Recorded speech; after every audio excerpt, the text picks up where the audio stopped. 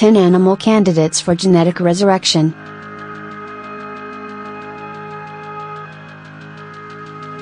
Environmental change, human errors and sheer recklessness have led to a number of recent extinctions. In fact, the maple tree in your yard may have once held passenger pigeons, and thylacine claw marks can still be found. With preserved DNA and genetic restoration technology, it's now possible that some of these lost species may be resurrected. While ethical concerns about playing God have been raised, we played devil by eliminating these species in the first place, and restoring their role in nature may be a viable option. Upon the arrival of European settlers in North America, the passenger pigeon was the most abundant bird species on Earth. Inhabiting the thick deciduous forests of eastern North America, the stunning pink and blue bird migrated between feeding sites in such large flocks the sun was said to be blotted out by the living clouds. Disaster struck when market hunting decimated the flocks, and despite some attempts to legislate protection, the passenger pigeon dwindled until the last specimen, a captive, died in 1914. With preserved DNA available from laboratory and museum specimens, a team project presented at the 2013 TEDx Industrial Conference aims to recreate the passenger pigeon through genetic sequencing, using the closely related band-tailed pigeon as a surrogate carrier. Regrowth of forests and hunting regulations offer a friendlier environment for the birds should they be brought back. Quagga. The quagga, or horse tiger, was an equine mix of horse and zebra characteristics. Native to South Africa, the quagga went extinct following overhunting in the late 1800s. The brown color with limited frontal stripes suggests it was either the ancestor of the fully striped zebra, or a more recently developed descendant that was in the process of losing its stripes and returning to a horse-like form. Due to the close relationship of this wild horse subspecies to the plains zebra, efforts have been made to re-evolve them through selective breeding. Incredibly, the work has met with a measure of success, and some scientists believe the quagga is already partially restored. Several animals with intermediated coloration have been released into parks. The mountain forests of New Zealand were once home to a mysterious and exceedingly unusual black songbird known as the Hooyah. These wattle birds exhibited a bizarre and unparalleled form of sexual dimorphism. Male Hooyah would break open rotting logs with their short, stout bill, allowing the female to insert her long, scythe-like beak to extract grubs. Hooyah went extinct in the early 19th century as a result of forest loss and overhunting for museum specimens. If DNA of sufficient quality can be extracted from bones and museum specimens, the future possibility that this bird may be cloned remains. With all endangered species, it's essential that conservation efforts are begun before a species is overly rare, when it becomes more famous but much harder to save. The Carolina parakeet was the only parrot native to Canada and the United States. It's also one of history's most recent extinctions, and one of the most mysterious, tragic and ecologically damaging. Inhabiting the same forests as the passenger pigeon, the parrot was persecuted by landholders who disliked its fondness for fruit crops. Others shot them for feathers to adorn hats, and research suggests chicken viruses may have killed many of them off. The last one died in 1916 in captivity. Fortunately, preserved DNA from remaining specimens may allow the northern parrot to be restructured for its eventual release back into forests. The parrots have a vital role in dispersing fruit and nut tree seeds, and would likely restore habitat for other birds. Arak.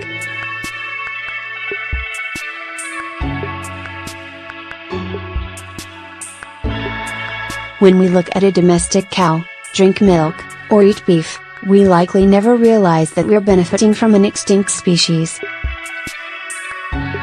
While buffalo, bison and yak hold on, and in some cases thrive in wild populations, the arak, or wild cow, is now extinct. Once ranging across Eurasia, numerous individuals were domesticated and selectively bred into different strains of cattle, while hunting and land use change left no individuals remaining in the wild. Coupled with the changes of domestication, the arak was lost. As the domestic subspecies, cows thrive worldwide, and an approach based on backcrossing and selective breeding for ancestral traits is proposed as the way to restore this species. Release of aurochs into Europe's forests would increase wildlife habitat and forest health benefits that have been lost until now. Unlike more recent extinctions, the woolly mammoth remains a mystery. Suitable habitats remain in Siberian tundra regions, where the bodies of mammoths are still being found preserved in the permafrost. The conditions that preserve the bodies have also preserved the DNA sequences of this giant mammal rather effectively, giving scientists the opportunity to clone mammoths using their closest living relative, the Asian elephant. It's suspected that overhunting may have wiped out the woolly mammoth, rather than simple environmental change. The muskox possesses a similar woolly coat, and exists very well in the Arctic tundra to this day. As a smaller animal with faster reproductive rates, they were likely better able to withstand hunting pressures. Nature is full of ecologically associated species. Just as African grasslands and Asian rainforests are home to both elephant and rhinoceros species, the woolly mammoth shared its tundra habitat with the enormous woolly rhinoceros. Measuring as large as a medium-sized truck, this shaggy giant uprooted plants and defended its territory with an unusually long horn, and was extremely well known to ancient tribes. Pictures of woolly rhinoceros have appeared in cave paintings in France, suggesting it was often hunted, perhaps excessively. The same conditions allowing mammoth DNA to be preserved have also provided genetically viable woolly rhinoceros carcasses. There are proposals to resurrect both species to create a restored Pleistocene National Park nature reserve for both species. The extinction of the Pyrenean ibex in the Mediterranean mountains was one of the most senseless extinctions, and considering it occurred in the year 2000, one of the most recent.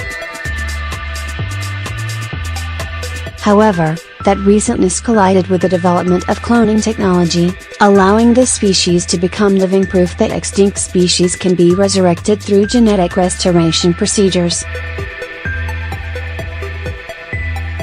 In 2003, a live Pyrenean ibex was born and lived briefly before dying of lung failure, an unfortunate defect that could likely be avoided in future breeding. Although this was a setback, it's amazing that the animal was recreated and only one major physiological problem occurred. With just a few refinements and restoration of project funding, this wild relative of Dolly the sheep could become the first recreated mammal. There are challenges in reintroducing species, thanks to the need to introduce culture, learned behavior and social structures. In the late 20th century, a plague of exotic spores known as chytrid fungus spread as a result of the accidental release of non-native toads into Australia. The disease hit numerous amphibian populations hard, and led to the sudden extinction of northern Australia's gastric brooding frog in 1983. Using specimens preserved in freezers since 1970, a team of conservation geneticists from the University of New South Wales recently succeeded in replacing tree frog embryos with genetic material from the gastric brooder.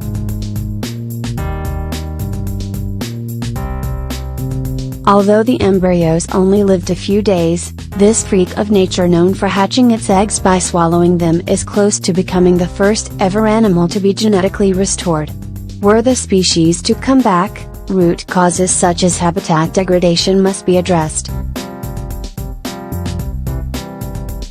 Huge, slow-moving and exceedingly unusual, the giant ground sloth inhabited the New World until about 10,000 years ago. The enormous relative of the familiar tree sloth walked in a quadrupedal manner, but often reared up on their massive hind limbs to forage on tree leaves. Weighing up to 4 tons and reaching 20 feet in length, giant sloths are only surpassed by modern elephants in size, and they played an essential role in breaking up continuous forest tracks and allowing birds and small mammals to access newly created habitat edges. In one of the stranger twists of genetic resurrection, scientists have indicated that preserved fossil dung from the huge animals may contain sufficient DNA information to reconstruct their genome and return them to the forest ecosystems they once presided over. The key challenge would be finding a suitable surrogate parent for this large species.